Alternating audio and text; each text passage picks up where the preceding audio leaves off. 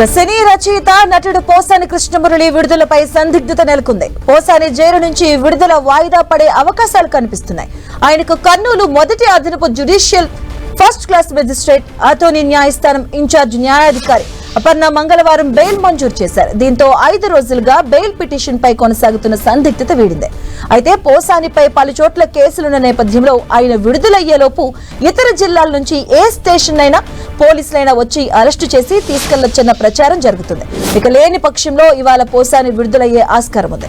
ఇక ఆయన ఈ నెల 4వ తేదీ నుంచి కర్నూలు జైల్లో ఉన్నారు. పోసానిపై నమోదైన అన్ని కేసుల్లోనూ ఆయనకు బెయిల్ లభించింది. దీంతో ఆయన ఇవాళ జైలు నుంచి విడుదలకు మార్గం సుగమైంది.